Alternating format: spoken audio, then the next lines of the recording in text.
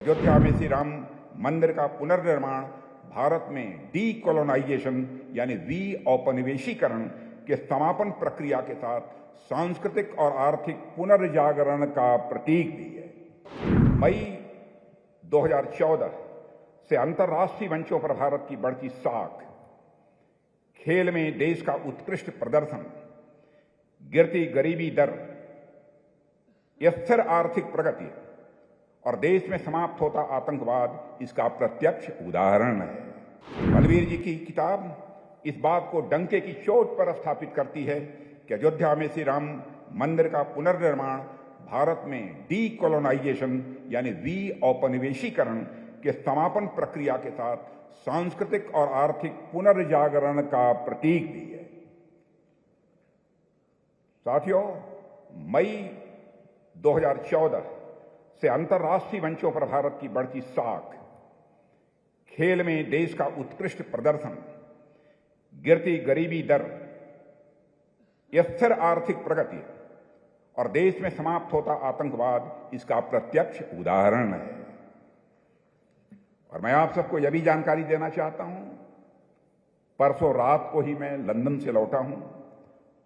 वहां के प्रधानमंत्री श्रीमान ऋषि सुनक जी से हमारी बातचीत हुई।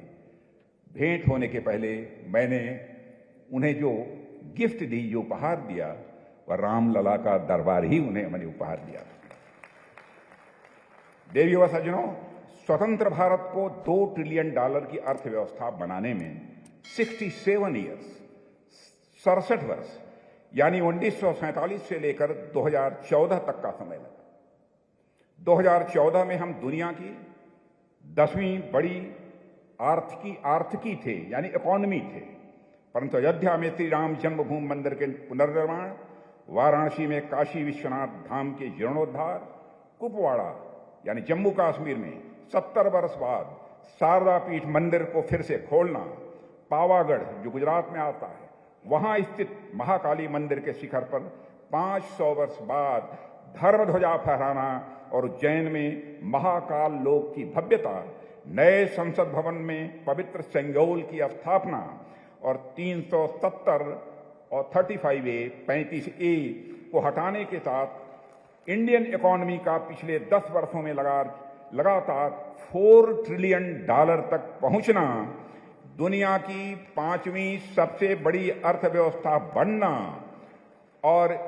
यह विश्वास पैदा होना कि 2027 आते आते